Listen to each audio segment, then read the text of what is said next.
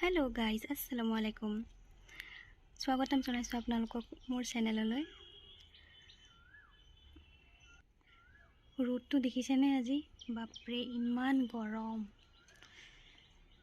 একদম অৱস্থা বেয়া হৈ গৈছে। বলকচোন আজি এটা ৰেচিপি শ্বেয়াৰ কৰোঁ। মই ভাল পোৱা ৰেচিপি বুলি নহয় আকৌ, মইনো কেনেকৈ বনাওঁ, মই ভাল পোৱা এবিধ তৰকাৰী। বলকচোন আপোনালোকৰ লগতো শ্বেয়াৰ কৰোঁ। ভিডিঅ'টো চাই থাকিব শেষলৈকে। আহক মোৰ পাকঘৰলৈ যাওঁ। এয়া মই ৰেডি কৰি লৈছোঁ ভেদাইলতা, নৰসিংহ, মাছৰ জোল বনাম বুলি ভাবিছোঁ। ভেদাইলতা আৰু মাছৰ এয়া মাছ লৈছোঁ। এয়া জলকীয়া আৰু পিঁয়াজ, মই জলকীয়া সৰহকৈ দিছোঁ। চাই থাকক ভিডিঅ'টো। ভেদাইলতা নৰসিংহখিনি ভালদৰে ধুই লৈ মিক্সিত দি লওঁ, তাৰপিছত আপোনালোকক ভালকৈ দেখুৱাই আছোঁ। বলক।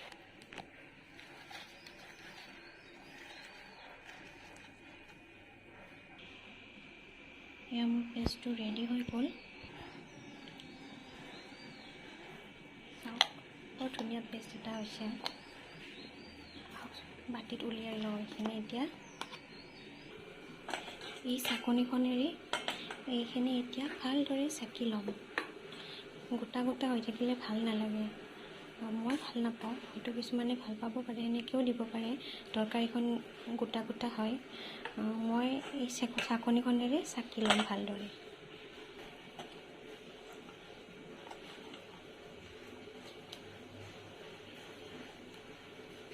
এনেকৈ ধুনীয়াকৈ চাকি ল'লে ৰসটো তলত ধুনীয়াকৈ ওলাই যায়। সেয়া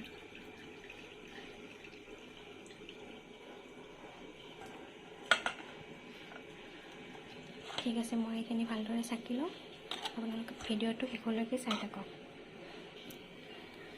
এয়া দেখিছে গোটা অংশখিনি ৰৈ গৈছে ওপৰত চাকনিখনৰ। এই গোটা অংশ কিন্তু মই পেলাই নিদিওঁ, ইয়াৰে মই বৰ বনাম। এইখিনি মই পেলাই নিদিওঁ, ইয়াৰে মানে ৰসখিনিৰ মাছৰ জোল হ'ব আৰু এইখিনিৰে মই বৰ বনাম, ভেদাইলতাৰ বৰ বনাম। সেয়া কেৰাহীটো পাতি দিছোঁ। ইয়াতে কেৰাহীটো গৰম হোৱাৰ লগে লগে ইয়াত তেল দিছোঁ। জোখনে কৰি দিলে হ'ল, যোনে যিমান তেল খায় আৰু। মই ইমানখিনিয়ে দিছোঁ। এয়া কাটি লোৱা পিঁয়াজখিনি এতিয়া দি দিম। এতিয়া অকণমান সময় এইখিনি ভাজ খোৱালৈকে ভাজি থাকিব লাগিব। ইয়াত মই নিমখ হালধি এড কৰিম। নিমখ দিছোঁ সোৱাদ অনুসৰি, হালধি দিছোঁ পৰিমাণ অনুসৰি। ভালদৰে এইখিনি লৰাই ল'ব লাগিব। এইখিনি ভালদৰে লৰাই লৈ মিক্স কৰি ল'লে হ'ল ভালদৰে। আৰু এইখিনি অকণমান ধনিয়াৰ গুড়ি এড কৰিছোঁ, অকণমান জিৰা গুড়ি,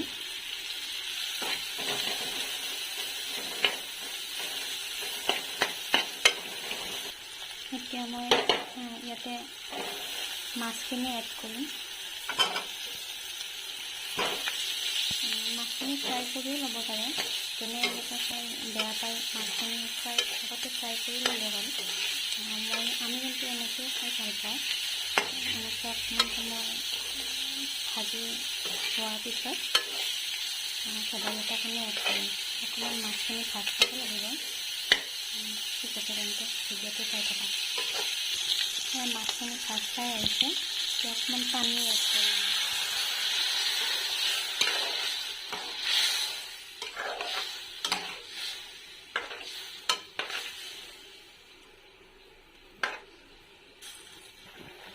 ইয়াত মই আদা নহৰু পেষ্টটো দিব পাহৰি গৈছোঁ, মই এতিয়া দিম। অকণমান আদা দিছোঁ, অকণমান নহৰু দিছোঁ। আপোনালোকে এইটো ফাৰ্ষ্টতে ব্যৱহাৰ কৰিব, মই পাহৰি গৈছিলোঁ।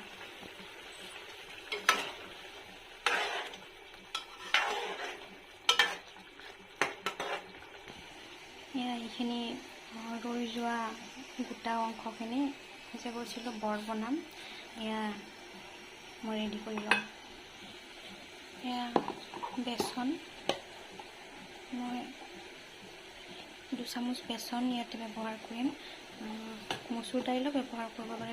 মচুৰ দাইল তিয়াই মিক্সিত দি পেষ্ট বনাই তেনেকৈ ব্যৱহাৰ কৰিব পাৰে। মই ইয়াতে বেচন ব্যৱহাৰ কৰিছোঁ।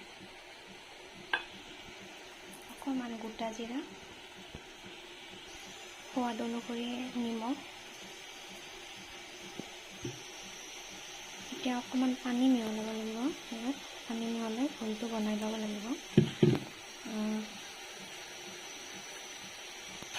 সেইফালে মাছখিনিও হৈ আছে, আৰু অকণমান পানী দি দিম মই।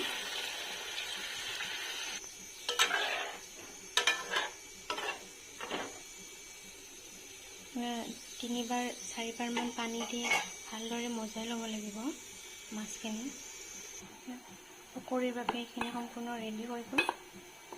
এইখিনি অকণমান দেৰিকৈ বনাম। এয়া মাছখিনি সম্পূৰ্ণৰূপে ধুনীয়াকৈ ভাজ খাই গৈছে। এতিয়া মই ইয়াত ভেদাইলতাৰ জোলখিনি যিখিনি ৰস আছে সেইখিনি এড কৰিছোঁ। মই এতিয়া ইয়াত এইখিনি এড কৰিছোঁ। অকণমান পানী দি দিছোঁ।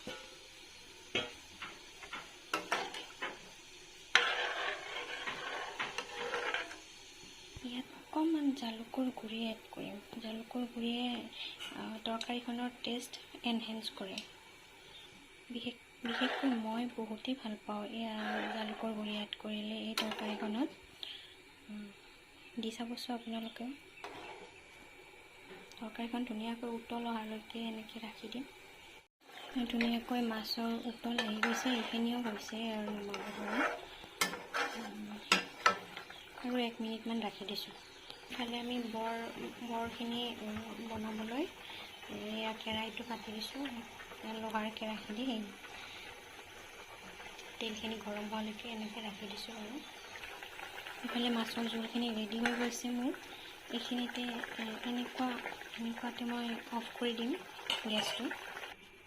মই বৰখিনি এটা তেলত দিম।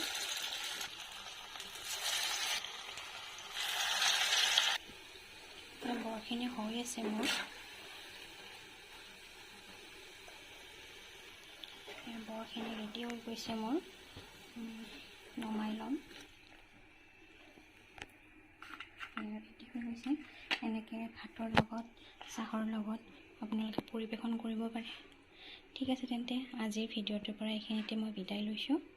ভিডিঅ'টো ভাল পালে লাইক, কমেণ্ট, শ্বেয়াৰ এণ্ড চেনেলটো ছাবস্ক্ৰাইব কৰিবলৈ নাপাহৰিব। Bye bye.